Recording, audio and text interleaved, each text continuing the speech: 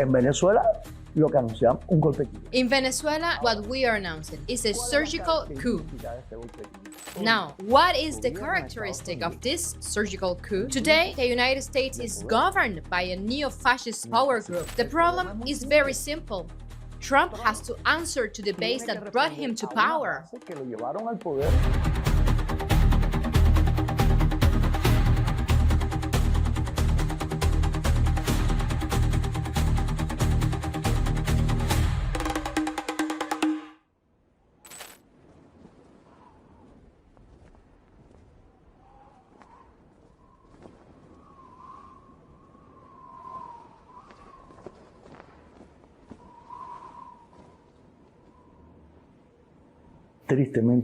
Sadly, I have to say this honestly. Right here on Alma Plus TV on August 29, I had already anticipated that a surgical strike would take place. I did not say it with satisfaction, and I certainly do not say it today with pride or anything like that. It is simply the experience that comes from knowledge of history, analysis, and facts. The surgical strike took place. If there is one fundamental point, which I have also stated on several occasions, is that today the United States is governed by a neo-fascist power group whose main members and representatives are not part of the traditional establishment, not even the Republican establishment. It is a power group that represents fascist ideas led by its leader, Donald Trump. They cannot advance any further in the United States because even if we say that it is a bourgeois democracy, with the United States being the cradle of bourgeois democracy, Alexis Tocqueville had already pointed this out.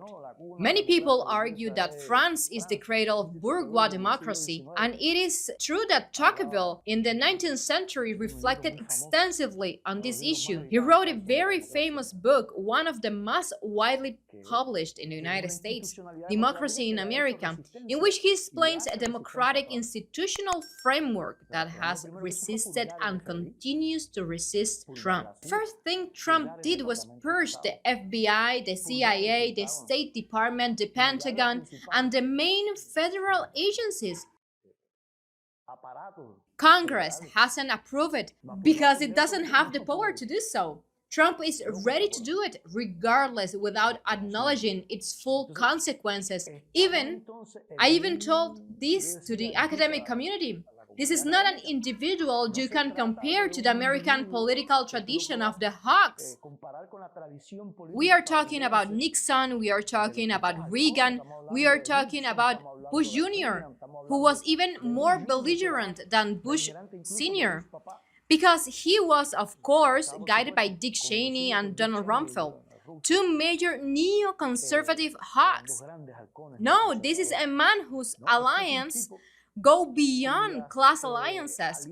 They are ethnic alliances, the bases that have supported Trump and brought him back after the Capitol events when he lost elections to Joe Biden are the Anglo-Saxon middle classes, affected by the inflation of neoliberalism in the United States.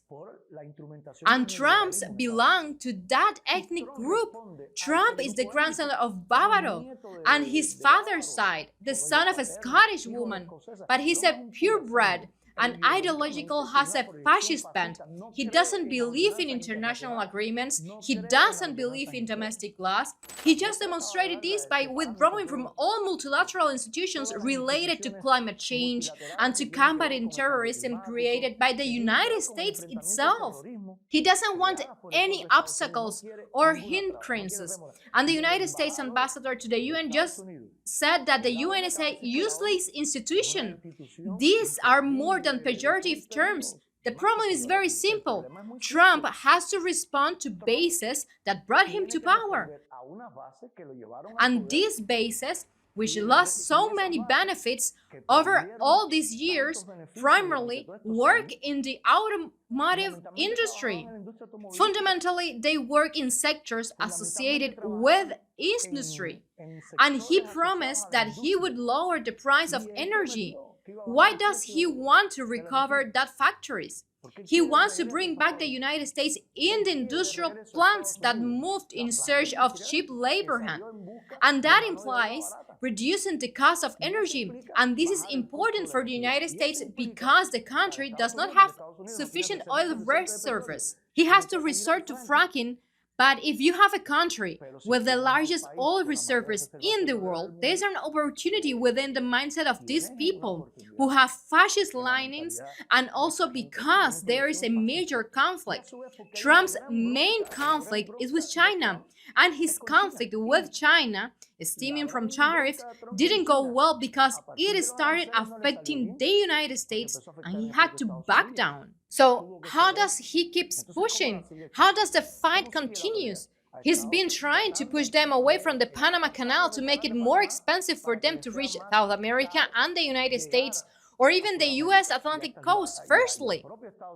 Secondly, neutralizing Venezuela. Venezuelan oil in relation to China. Who's the other one? Iran. Iran is China's fourth largest oil supplier. That is why it is the major conflict. Neutralizing Venezuela and Iran means for Trump, within his plans, fulfilling promises and meeting expectations. We are then in a major geopolitical resentment, where the United States' main goal is to maintain itself as the largest economic power, and the plans indicate that China could displace it. The projections, the numbers, everything points out to China displacing him. And he's up against the clock. He's up against the wall. And he has to act, because the next elections aren't in 3 years' time. 3 years in the history of nations. So Venezuela was the center, which also involved two projections. One, geostrategic, the strategic, which is what I was explaining to you, and the other is the political. Venezuela was a symbol of the 21st century socialism, which is not the socialism we Cubans have. It's a socialism built on the existence of a market economy. It's a socialism built on the rules of bourgeois democracy. In other words, Venezuela is proof that a more just world, a world with a socialist country, could exist without the need for a war of national liberation, as we say here in Cuba, without the force of arms. It was the proof that what Allende tried to do and what they defeated could be achieved in the 21st century, and they in turn see it as a way to give the final push to the moral symbol of the left on this planet, which is called Cuba. That's the story of why we've arrived at this point. They were preparing these actions. It took months. Whenever I spoke with comrades, with Venezuelans, even with other analysts, I say that I didn't think they would get entangled in an armed invasion because that would be the political and human cost. It would be a very high price for the Trump administration at the time when it is trying to shape a new global system. If the existence of multilateralism, the fact that today there are supposedly the BRICS on one side and the United States on the other, doesn't make the world more rational. Then the UN assistance and reaching agreements at the UN do. When you empty the UN of its meaning, as they just did What exists today is a new division of the world. We are going back to the 19th century, back to the beginning of the 20th century, back to the times of World War II. Now, at this moment, there's a struggle for a new division of the world, and there is external influence. And in that struggle, Trump and Trump's ideological apparatus have revised the Monroe Doctrine and given it a new meaning. As I've said before, the Monroe Doctrine was left behind a long time ago. 100 years ago, when in 1918 the Wilson administration sent troops to Siberia to fight in alliance with Great Britain and France against the Red Army. The Monroe Doctrine stated that they would respect the colonial possessions of Europe in the Americas. At the time, there were colonial positions held by Spain, Great Britain, France, and the Netherlands. They were going to respect that. They weren't going to admit any new colonial ventures, and in return, they weren't going to interfere in any of Europe's affairs or affect the interests of any European power. That's the Monroe Doctrine. But if you're now saying that the Western Hemisphere belongs to the United States, as the State Department just published, this is our hemisphere, and they put the "our," as a friend told me 2 days ago, in red letters, which means this is our hemisphere, and we are going to conquer it even if we have to shed blood. They had already announced that we will impose peace by force. And the first thing they want is to seize Canada.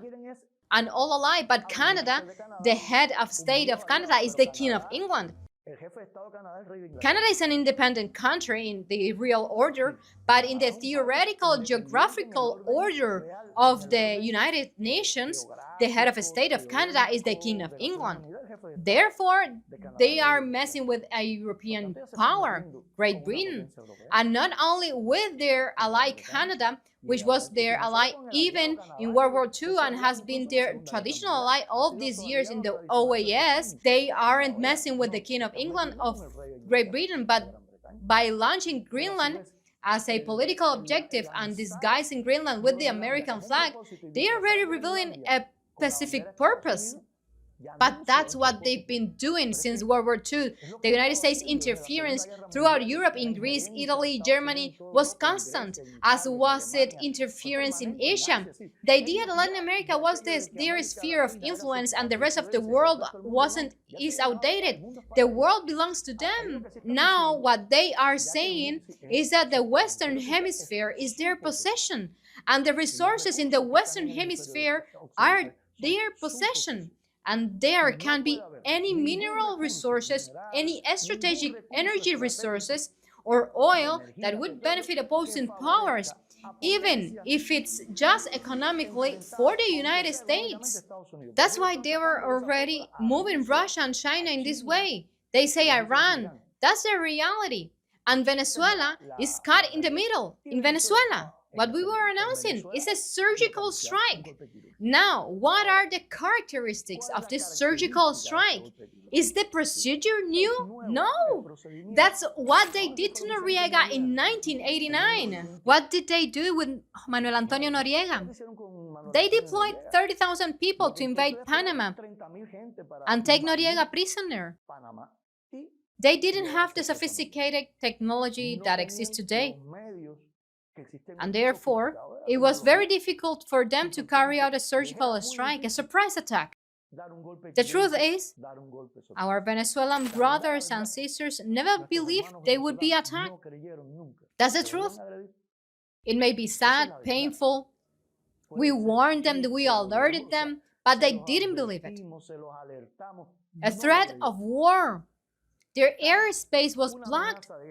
They were already surrounded by ships. Not only were 30 military bases surrounded, but a fleet of 10 warships. including an aircraft carrier and the largest nuclear strike group in the world, with 15,000 troops ready to act off their coast and warplanes constantly circling Venezuelan airspace. Venezuelans were celebrating Christmas, celebrating New Year. In Venezuela, people were even joking. The Yankees are coming, the invasion is coming. But they were laughing, joking.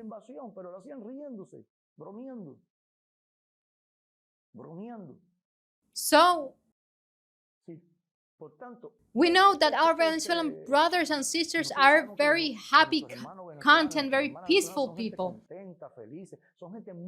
They laugh, but they abhor war. They abhor violence, and they are victims of Yankee policy for all of these years, for the last 20-25 years. And they truly didn't believe it was going to happen. I was in Venezuela in December.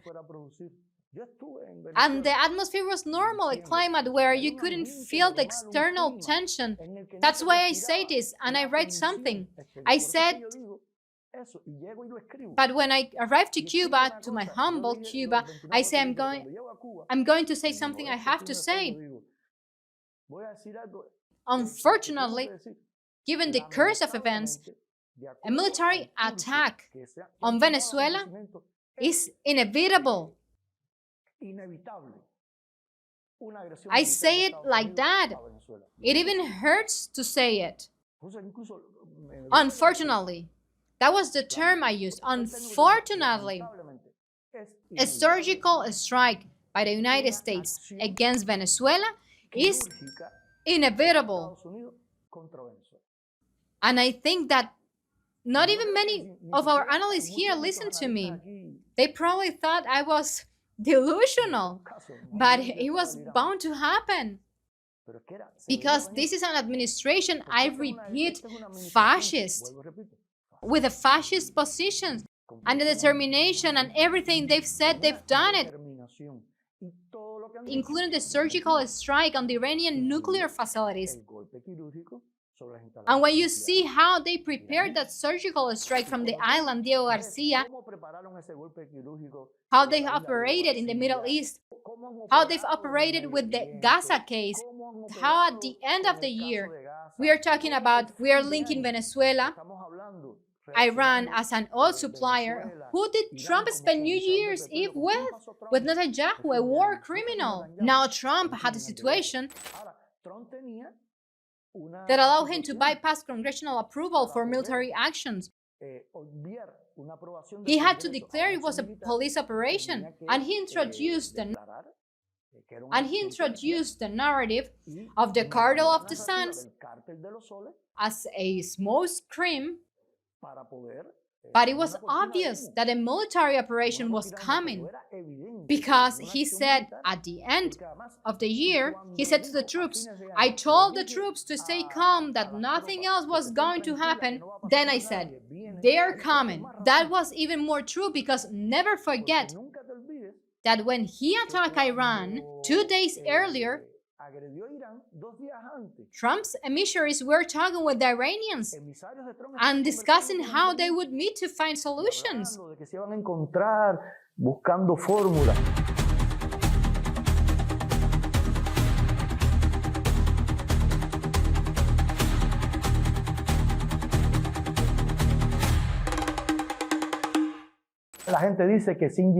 People say that Xi Jinping's special envoy went to warn Maduro that they were going to attack him, that they were going to attack Venezuela. I don't know.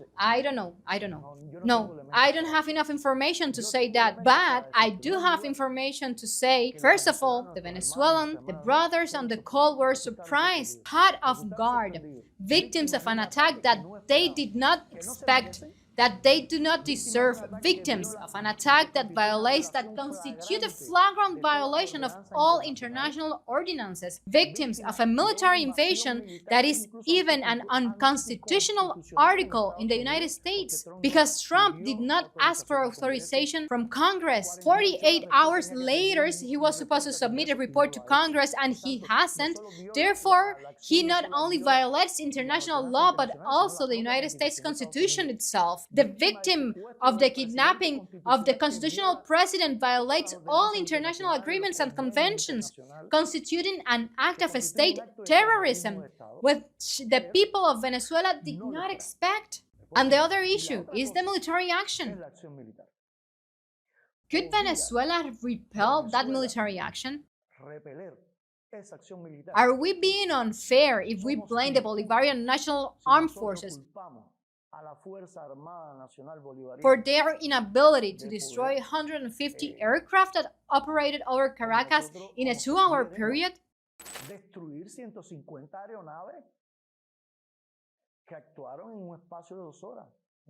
First of all, the United States used A-18G growlers, a state-of-the-art electronic warfare aircraft that neutralizes radar systems. They neutralized the Venezuelan early warning radar systems. And they also deployed B-1 Lancer strategic bombers over the skies of Caracas. People are even talking about F-35. No, it was B-1 Lancer strategic bombers capable of carrying nuclear missiles and flew over Caracas that day. There were more than 150 drones, helicopters, drones, fighter jets, bombers, more than 150. With surgical precision, they struck the electrical and communication systems. In other words, it was a surprise attack kind that allowed them to achieve some result. There is a lot of sadness. Why? Because for a long time they were told that the Venezuelan armed forces would defend them. They felt they had an impregnable defense, and suddenly they went into shock because they felt powerless. All of this is part of the dirty Yankee psychological warfare campaign. There are stories of young women in the National Armed Forces because, well, I still remember the Cuban combatants who fought defending their people. Their true fighters are people. I said this in an interview with Alma a few days ago. No other Latin American country has the traditions of the combat and experience of our people. We have a nation of men and women hardened by moments like this. But at the funeral of the FAM officers in Caracas, they were telling the story of a young woman who was wounded and refused to be taken away. She wanted to fight until the very last moment. They talk about a young combatant shooting at an helicopter with a pistol. Can you imagine shooting an Apache helicopter with a pistol? What kind of nonsense is that? That's a nation of brave men and women. The Americans knew that this was the blow that could be effective. The Americans didn't intervene because they know they can't occupy Venezuela. That's the truth. Or they can occupy it, but how will they survive afterwards? Fidel said this in the 1980s. The United States attempted to attack Cuba, or rather, when Alexander Haig, Secretary of State, had just come from being Supreme Allied Commander of NATO, was pushing for military aggression against Cuba. He threatened Carlos Rafael Rodriguez in Mexico, saying that if we didn't withdraw our personnel or teachers from Nicaragua, they would attack us. The Soviet Union and Yuri Andropov, he said that they would leave us alone, that if they didn't attack us, they would leave us alone. Fidel said, if they really go in, we don't have anti-aircraft firepower, neither then or now, to fight against a sky full of Yankee planes, drones, and helicopters. The problem is what will happen when they come in, because they will have to come in. The problem is what will happen when they are on the ground. They have to fight. They held about 20 Cuban combatants for 2 hours. You should have seen their faces of those men staring at that scene like a Hollywood movie, utterly dismayed. It must have been these lions. They brought them down. They suffocated them. It wasn't just a few minutes. It was 2 hours of fighting with AKMs. What would it have been with RPG-7, with AKMs, with knife? How did this country fare when the British invaded Havana? They had to withdraw for 11 months. They were there. They had to retreat. We fought against the strongest army in the 19th century in Europe, against the Spanish, and they had to leave. The Americans got involved when the war was already lost. They were fighting even with bees and beehive. It's very difficult to maintain a military occupation. Why did they have to run away from Afghanistan? Because the same thing that happened to the Soviet Union was going to happen to them. They withdrew. They didn't achieve any of their objective. What happened in Iraq? What happened in Libya? This thing is, afterward, they can't maintain an occupation. They can't stabilize any of those countries. So, simply put, could they do that? Of course they could. They have the most advanced military technology in the world. They can do that. A surgical strike, they can do it. A surprise attack, they can do it. The problem is if they come in. The possibilities, our people are like this. What did happen in Vietnam? What did they do to Vietnam? So, should the Venezuelan people feel ashamed for what happened? No, that's a mistake. That's what they want for them to feel ashamed, to feel that their military are cowards. It's not true. I have friends who are Venezuelan military personnel, just as I have friends who are journalists, artists, writers. It's a nation of brave men and women. I believe that. Once the surgical strike was carried out, they were surprised not only by an electronic spy plane, but because they were overconfident.